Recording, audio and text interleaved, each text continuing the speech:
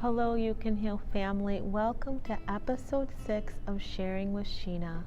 I wanted to come to you today with some thoughts that I've been having regarding having a support system. I have recently found this group of women that have really encouraged me and kind of like has propelled me into continuing pursuing my dreams. And it's funny because I've never really totally given up on it, but there was just this really slow lag of like, is this really possible? Is something that I imagined for myself in my mind, can it really come to pass? And I'm finding that having support is the key to really moving ahead, because we can't do things alone. We're not designed to be alone. You know, God created us to have fellowship with one another, and I'm finding that it's encouraging. You know, it's really encouraging to be able to have support, even if you don't know a person personally. And it's kind of mind-blowing, you know. So I just want to encourage anyone listening to this channel, to this message today, that like seek out people who you can trust, who you can do life with, who you can go through, you know, your journey together, whatever that is you are pursuing. So one of the things that I keep hearing is, you know, the way that I read out loud is pleasing to the ear or soothing or calming. And there's a video that I did where I read a story, a children's story, and I took pleasure in it. I thought it was kind of a nice thing to do because the book that I got out of the library for my daughter really inspired me. So today, I had a busy day. Oh my goodness, I had another busy day. Now that school's out, I'm finding that, you know, working from home is even harder now. You know, I juggle the daycare, but 2 days a week, I don't have the daycare children. And now my kids are home. So what I'm saying is there's always a challenge to something, and figuring out how to get things done and what it is we need to do next, and how to prioritize things without neglecting the children, right?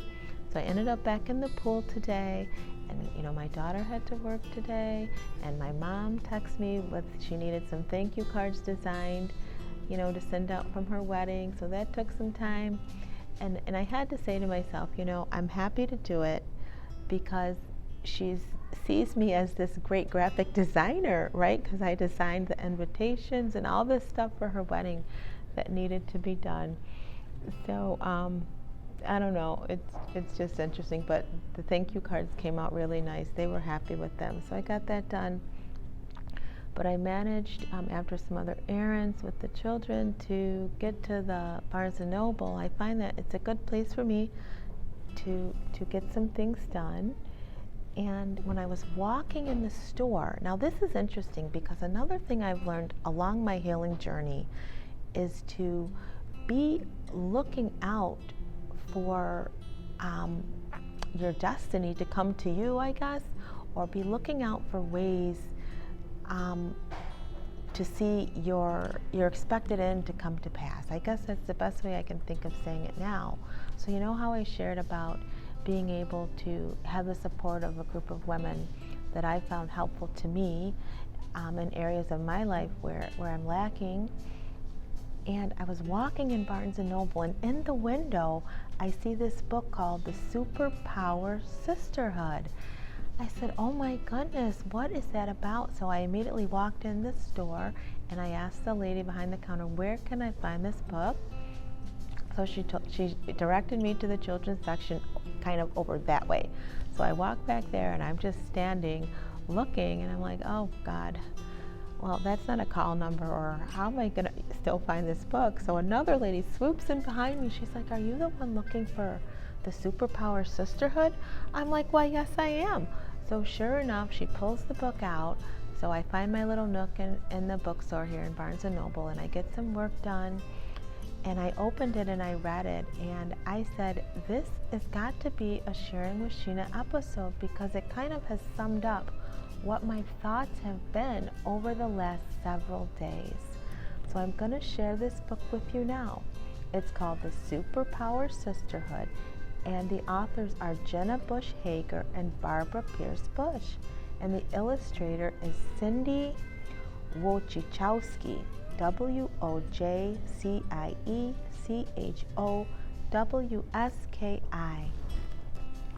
On the inside flap it reads, "Sisters aren't just super, they're superheroes in this celebration of friendship and sisterhood," by Jenna Hagar and Barbara Pierce Bush. Emma had been lonely all her life, growing up in a neighborhood with no other kids, until the day 2 sets of sisters moved to her street. The girls immediately formed a club, only to discover that something mysterious is going on. They've each always had special talents, but when they work together, it's almost like their skills become superpowers. Now the sisterhood is ready to help their neighborhood thrive, as long as they can keep spooky Miss Wigglestoot from discovering their secret. Or maybe there's a way these super sisters can help their arch nemesis too. So before I begin this story, my name is Shena Major, and I help people heal from unhealthy relationships that have been toxic for them and just not good, right? And I help them learn to love themselves. So if that sounds good, go ahead and subscribe to this channel to see what is in store for you. Now, are you ready? Here we go. The Super Sisterhood. And by the way, I'm still in Barnes & Noble reading this book, so I'm not sure if you're picking up background noise. If so, I apologize for that, but we're going to get this done. Welcome to Humble Street, population 38. I've lived here my whole life, just me, Mom, and Dad, and our closest neighbors, the Millers, the Diazes, the Franks, and the Rosas. I've gotten really good at only kid-on-the-block stuff. I perform puppet shows for my fish, Mr. Hooter. Mom and Dad and I have Friday night dance parties. And I conquer the math team championship every year. But I wish I had a sister, or a neighbor my own age. Someone to walk with me past that witchy Miss Wigglestoot in house number 13. After months of wishing on stars, it finally happened. 2 houses down, a moving van full of instruments and books rolled in, and out popped Lila and Liliana. Across the street, a truck packed with tools and costumes drove up, and Danielle and Dee Dee and their poodle Pom-Pom danced out into the road. "Go introduce yourself," my mama said as I peeked at the sisters through our front door. Mama was right. This was what I'd been wishing for, some friends. "Hi, I'm Emma, the resident expert around here. I want to offer you my touring, exploring, and introducing services." And just like that, we were off, playing hide and seek in the honeysuckle field behind the Franks' house, sneaking peaches from Mrs. Miller's trees, and skateboarding as fast as we could past evil Miss Wigglestoot's house. I found my friends, my sisters. The sisters and I, an honorary sister, began daily meeting of the Humble Street Sisterhood. "We need a place to call our own," I said. "Let us build a shed," said Danielle, pulling out her pencils. Danielle's design was the best thing she'd ever drawn. I made sure that the math worked out, all in my head. Lila's song to pass the time had the birds singing along. Did our sisterhood have superpowers? "Let's take these talents to the street," I declared. Danielle and I worked to fix Mr. Potty's potty and built planters for Miss Rose's roses. Dee Dee the dancer choreographed an epic flash mob, the Sisters Shuffle, that the Smiths and the Franks couldn't resist. Liliana wrote a limerick that made the whole block laugh, but even Lila's sweetest song couldn't get everyone outside. Yup, it seemed that when we were together, our sisterhood could do almost anything. We each had powers, but together they were super. To record our magic, Liliana brought her grandmother's old diary to our shed. I turned the crackly, empty pages and wrote, "With these powers, we will do good deeds, nurture nature, uplift others, and above all else, support our sisterhood. Sissy Power Unite." A few days later, as we chanted our oath, Pom Pom barked. A dark shadow passed by the front of our shed, and our super secret diary was gone. "That spooky Miss Wigglestoop must be spying on our powers," I said. "I bet she stole our diary," Liliana added. We decided to spy right back to figure out where our diary was hidden. Lila composed a warning song alerting us when danger was near. Danielle disguised our shed, and I mapped out Mrs. Wigglestoop's daily route. We were vigilant. We spied her reading, a book of spells obviously, and cooking, probably a rat for dinner. But, well, then things got boring. Miss Wigglesnoot wasn't doing much.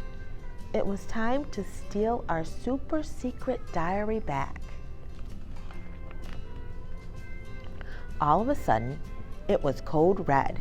Miss Wigglestoop was walking right toward us with our diary under her arm. "Hi, Emma," she said, in a much nicer voice than I'd expected. "This fell out of your backpack when you ran past my house the other day. I hope you don't mind me reading it and adding a little something of my own." Thank you," I said, then dashed back to our shed with my sisters.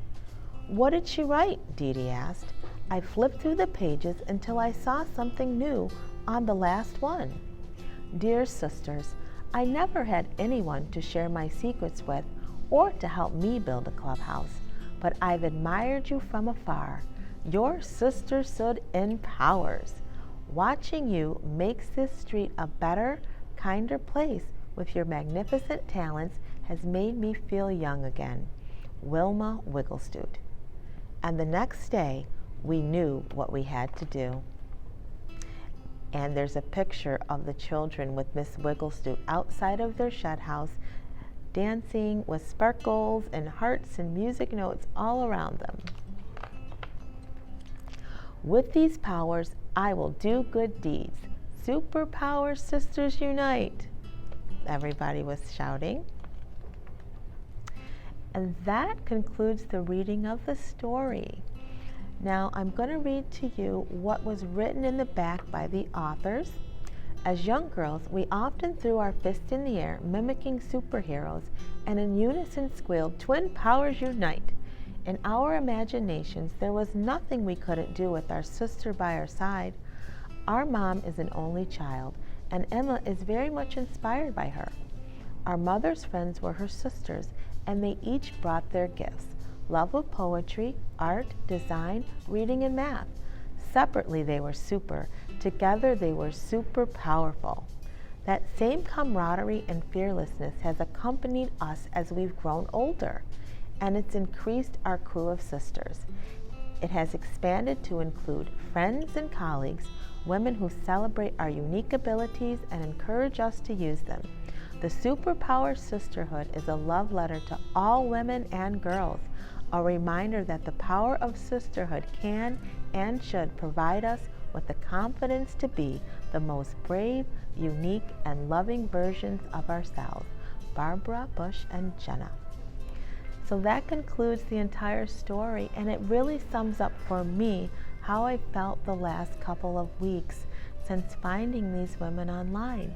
And again, the Death Demolisher and Lisa Miles. And I also want to add Angie in Real Life. I subscribed to her today too, and she's pretty neat. So head on over there too, because I'm all about sharing this super sisterhood power that we have. And I'm realizing each of us has what it takes to get the job done. We've been given gifts, we've been given talents, and we need to not be afraid to step out. We need to be vulnerable, because it is in the vulnerability where we grow, where we get stretched, and where we become who and all God created us to be. So with that said, I'm excited to have come across this book, because I've been intentionally asking God to show me how to move forward in my endeavors, and I want that for you too. Look around today. Look around for things and ways to continue to grow and to expand your mind and to become all that God has for you to be. There's room for everybody in this world. There's like 7 billion people on this planet. So take what you have and get on out there and do your thing, right? Do what you do best, because there's no one else on the planet who can do it like you. So with that, thank you for listening to this episode of Sharing with Shena, and I'm trusting that your day, evening, or morning will be blessed whenever it is you're listening to this Sharing with Shena episode. And what do I always say? True healing begins with self-love, because God is love and He lives on the inside of you. We'll talk soon. Bye.